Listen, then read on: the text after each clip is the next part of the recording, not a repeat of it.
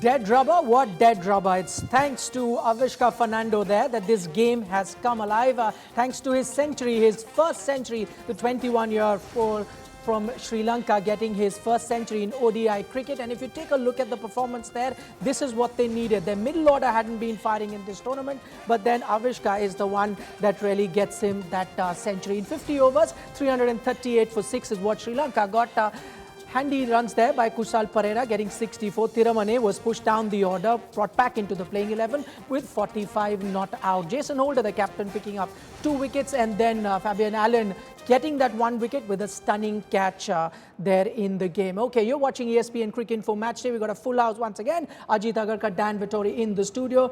Daren, Ganga and Tillakaratne, Dilshan now join us. Dilshan, I'll come to you, and the most obvious question now would be, why wasn't someone like an Avishka part of Sri Lanka's plans to begin with?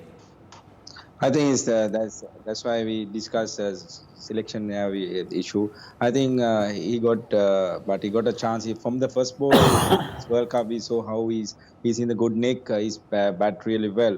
I think really good thing today. He bat throughout the innings, but we know everyone know he came late in the side, but he batted really well that last 3 games consistently. He's done really well. I think he's now we can't talk about what happened past, but future might be a good for Sri Lanka. Could you tell us a bit more about him? He's played this, I think, is his 9th ODI that he's playing, just 21 years of age. Is he very highly rated in the Sri Lankan circles? Yeah, I think he's done really well. Thing is, I mentioned earlier also, he played first game 2016. That is my last game. He's debut in 2016, but after that he's out of the scene more than 2 years. That's a bad situation for Sri Lanka cricket. Thing is, so many cricketers came from their first few games. They are doing really well. After that, after a couple of not taking runs, couple of games, then after 6 months' time, we don't know what happened to that player. I think now Sri Lanka cricket should do this kind of players, giving more opportunity and giving a more chance and giving a more confidence to this player. We have to look after this, especially youngsters. That kind of miss last few years. That's why so many youngsters came through a couple of games. Then after that, we don't know what happened. Fernando is doing really well. Thing is, from under 19, from the school cricket, the club cricket, is doing really well. I think it's more opportunities. We should give more opportunities. After 2016, he only played 6 games, last 4 years. I think that's why he didn't we didn't see him international level. All right, that's a very interesting story. The last ODI that Tillakaratne Dilshan played was the first ODI played by Avishka. Our top comment now on Hotstar is also on Avishka Fernando, and this is what one of our viewers has to say. Divakar from Mumbai says, what a knock by Avishka today. Hope Puran and Ambrose also shine today. Not much to gain for both teams apart from identifying future stars. I'll throw that question to Daren. Plenty for these 2 youngsters from West Indies to take from what Avishka has done? Definitely, it was a fantastic knock by a young player, and what he showed that in an innings there's always going to be ebb and flow, and he was able to adjust his game. He looks a very complete player, a conventional stroke play, and it's something that the West Indies young batters, they've not done well. Yes, they've gotten starts, but we always talk about the importance of someone in that top 3 or top 4 scoring a century for a team in 50 over cricket and the impact it has. Look at that impact of that innings by Fernando in the Sri Lankans total that they score. Absolutely amazing. I think if Puran or Hetmyer can reproduce something like that in the manner in which they score very quickly, I think the West Indies could chase this total down. But that is something we've been asking for throughout this entire World Cup, and just has not been able to achieve that with the young talent in this West Indies side.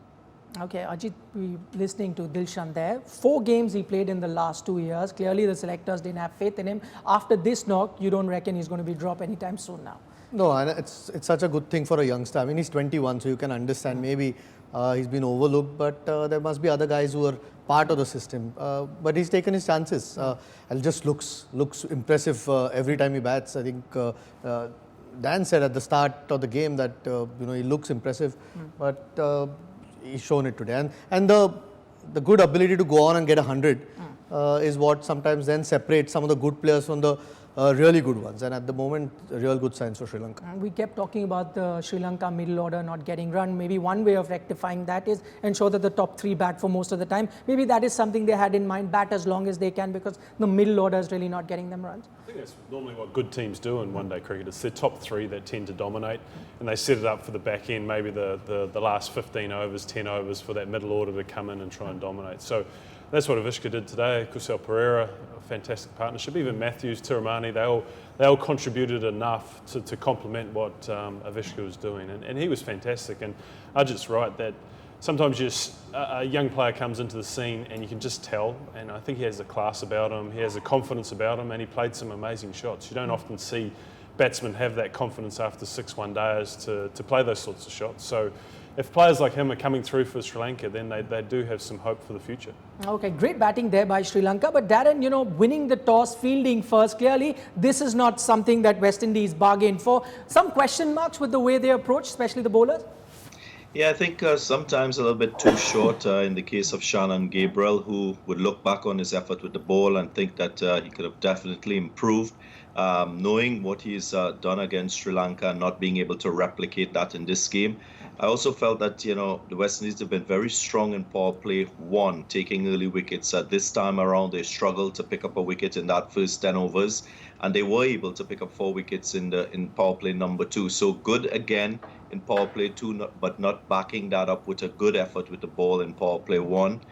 Consistency is so very important. I also think, when you have a spinner on your side, yes, Fabian Allen doesn't have a good track record of taking wickets, but I still feel as a captain you need to give him confidence. When you bring a spinner on the 24th over with a team batting well, it kind of sends an indirect message to that spinner that he's there more to play a containing role rather than an attacking role. I would have rather seen Fabian Allen introduced a lot earlier, maybe instead of Carlos Brathwaite, try to get a breakthrough and use him in a more attacking nature.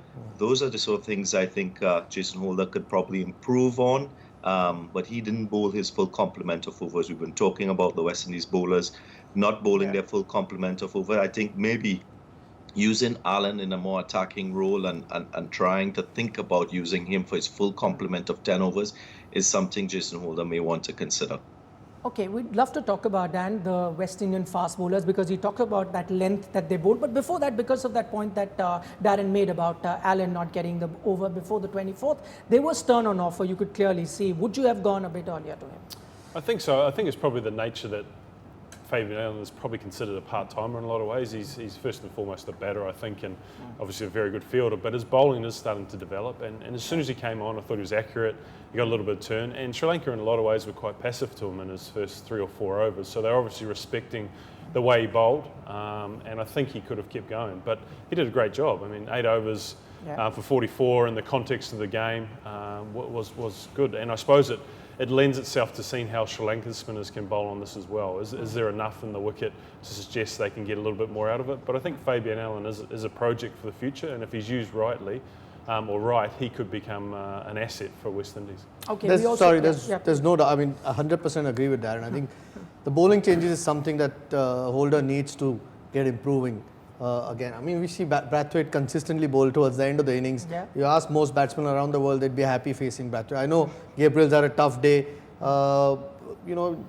Lots of changes. Fabian Allen doesn't finish a quota when he's given just 44 of his 8. Yep. Those sorts of things. Even against India, West Indies were guilty of some sort of almost set things to be done in a course of a game. I think as a captain, sometimes you need to react as the games progress and who's good on that day. And clearly, Brathwaite's not their answer to death bowling. Unfortunately, they've got to realize it very quickly.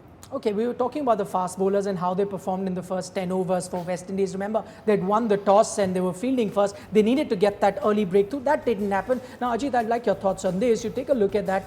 The short pitch delivery is 31 out of the first 10 overs that they bowled. Do you think West Indies in general getting carried away with this strategy? It worked for them to begin the tournament with. It's not paying dividends now. Yeah, but I don't think today's short bowling was even sort of, lots of bouncers either. It was just short. And Sri Lanka made them pay. I think Pereira in particular, lots of cut shots played earlier on, and he knew what the length was being bowled. A couple of times came down the pitch and whacked it over mid-off. So I think the sameness of the bowling, I think today they just looked off when they started bowling. There was no consistency. There were lots of leg side bowling as well. Lots of things straight in the stumps or in the pads. West Indies need something from their batting at the moment, because everything else about them at this point, you can almost see how flat they are. In the field as well, lots of misfield, couple of drop chances. They need something special from the batting to lift it, because the fielding looked very flat. And the bowling, the start of that bowling, it's almost trickled down as the innings has progressed. I think that the start of the bowling is the key bit, because Cottrell's been quite accurate so far, and you saw that he gave away a lot of leg side stuff. It wasn't swinging for him. He probably didn't get the seam presented how he'd like, but he's been pretty good for him in those power play overs, and he's taken wickets. You think back to New Zealand where he got Guptill and Munro out in consecutive, in the first over, sorry. And so I think he sets the tone, and when he was slightly off, maybe it gave the West Indies a feeling that this is going to be a long, hard day. I know you've been advocating that. Would you have liked Holder to have come a bit earlier? Then because of their short pitch bowling, we know he's one of those bowlers that tends to pitch the ball up. Only came in the 10th over, if I'm not I think it's more than just that. I think Holder's an exceptional cricketer. I think he is one of the best cricketers going around because of his all-round play. I mean, he bats at 6 or 7, he can take the new ball, he can bowl through the middle stages, and we saw him bowling a little bit of depth. So when he's captain as well, possibly he's not pushing himself to the front, and that can lead to a reluctant bowler. But I'd love to see him with that new ball, because he does move it around, he does it in test matches, and I think he's a fantastic cricketer, and West Indies need to get the most out of him, like their other young players, if they continue on an upward trend. All right, before this game, Sri Lanka had not even got 250 at this World Cup. This time they've got 338. Will West Indies be able to chase that down? What should be their strategy? We'll talk about that, but after a short break.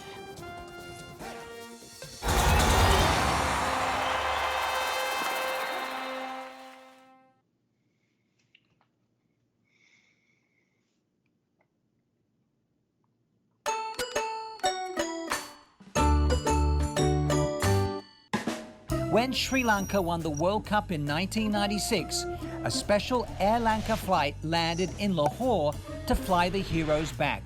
The captain of the flight was Sunil Wetamani, the opening batsman from Lanka's 1975 and 1979 World Cup squads, who became a commercial pilot after his cricket career ended. Some people have all the talent.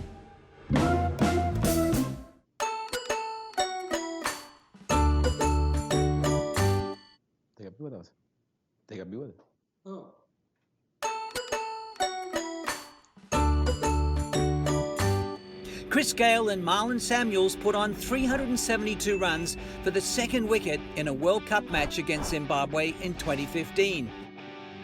This is obviously the highest partnership for any wicket across World Cups. In fact, in 11 editions, only 9 teams have scored more than this single partnership. To be fair, this partnership did last almost an entire innings, with the West Indies losing their first wicket off the second ball and their second wicket off the final ball.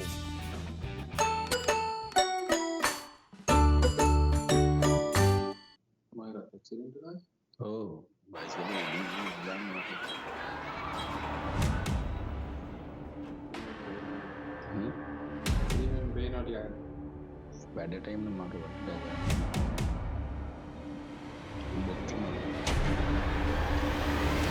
Want to do something easier? Play Cricket Picks, the new predictor game from ESPN Cricinfo.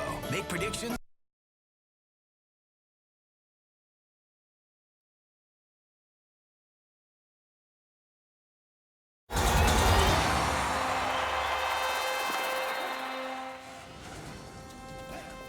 339 runs, that's the target that West Indies have set for Sri Lanka. We're talking about game number 39. It's all courtesy Avishka Fernando's 100. And then you also had Pereira chipping in with 64 runs, as well as Thiramane right at the end with 45. And that's what I'd love to talk about now. Dilshan, I'll come to you. Thiramane, usually a top order batsman. We were discussing where is it that he's going to bat. You put him at number 6. Did the job for Sri Lanka. I think that's why we discussed earlier. He's have experience. He played so many years in Sri Lanka. I think he's batted from opponent to number 6, number 7. His career is batting every position. I think he's batted really well. I think it's not Thiruman. Everyone today's approach is different. As we discussed earlier matches, we didn't get that approach. Everyone want to score runs. We saw from the attitude and a lot of confidence. So even Angelo is get 20, but he show his attitude today. Everyone we discussed earlier. At least this match they had to pass more than 70% strike rate. I think everyone passed more than 80%. That's why he passed 300, and I think after a long time he passed 300. I think Thirimana is number 6. It's very good with the Angelo is 2 experienced players we have. I think they batted really well in today, especially in the last few overs. All right, great attitude. That's the operative word that Dilshan is talking about with regards to Thiramane. And Daren, I'll come to you on that one. Attitude, a good attitude, that is what was missing with West Indies. How much do you think those no balls, a few drop catches there, misfielding there at the boundary line has contributed to Sri Lanka getting what they have? Nikhil, you took the words out of my mouth there, so to speak. I was going to mention that. I think collectively, when you look at the extras, when a team is playing, it gives an indication as to the team's arousal level or attitude as well. This West Indian side has been inconsistent in terms of that. You look at what they did against Australia and Bangladesh, 27 and 26 extras respectively, and really a substandard bowling effort. But if you look at their bowling effort against India, I think that was a really good effort where they only conceded 6 extras, and even against New Zealand, I think 7 it was. Today, 19, not really switched on as a bowling unit, inconsistent, a lot of no balls. Again, we talk about the attitude. Yes, it's a dead rubber. There's no opportunity for this West Indian side to qualify in a semi-final of a World Cup. I just feel that the players, need to lift that motivation still and understand that they're playing in a World Cup, and it's their reputations at stake, and there is an opportunity for them to probably have a magnificent individual performance and lead their team to victory and sort of play for some degree of pride before exiting this World Cup. Okay, now 339 runs, that's the target that West Indies would be chasing. Now, if they have to reach that, they have enough firepower there in their batting lineup. I'll start with the opener in Chris Gayle. He really needs to fire for West Indies if they have to really chase this target down. And this is his numbers against the pace bowlers in Cricket World Cup. We've got both Shai Hope and Chris Gayle. He's averaging just 29, so is Shai Hope. Keeping that in mind, Ajit, it's going to be Lasith Malinga, the crucial guy with the ball. Yeah, I mean, the one thing that I know Chris Gayle will take his time. I think that's a chaseable score, particularly because Sri Lanka has gone in with 5 bowlers. So you can afford to put a bit more pressure on, like you mentioned, they don't want to lose too many wickets early, and they do have the batting firepower. Malinga's looked good again. I mean, that particular wicket of de Kock in the game against South Africa tells you, we haven't seen a lot of it with the new ball from him going full to the left-hander. And not just Malinga, I think the new ball is going to be crucial. You don't want to lose too many, and if you have wickets in hand, it is always possible with their firepower and the depth that they have in the batting that they could put a bit of pressure on Sri Lanka. So early wickets, not losing early wickets is obviously the key, like any other game. Okay, we're talking about the weakness for Gayle against fast bowlers that we've seen in this World Cup. But Dilshan, would you also be tempted to give the ball to Dhananjaya De Silva? The off spinner takes the ball away from someone like a Chris Gayle, has been bowling with the new ball in this tournament. But I recommend Lasith to take the new ball, but might be they can try Dhananjaya in other end. I think this game is more Lasith Malinga. They had to take a couple of wickets early, especially new ball, and this is 300 anyway. Now is the gettable 300 runs, but we have to bowl well. The wickets look very good. I think new ball really important for this game. First 10 overs really important for this game. All right, one final word from you, Dan. Both of our analysts believe this is chaseable. We haven't seen any team chase such a big total up until now in this World Cup. Do you think that West Indies can do it? Well, all the predictions of the 300-run scores disappearing haven't come to fruition the last two games. Like I picked Sri Lanka before the start of the game, so I think they'll be able to defend it. But the crucial bit will be dismissing those openers. All right, we'll leave it at that. Thanks so much for joining us, Daren, Ganga, and Tillakaratne, Dilshan. Also in studio, Ajit, Agarkar, and Dan Vettori. The chase coming up then for West Indies. Thanks so much for watching.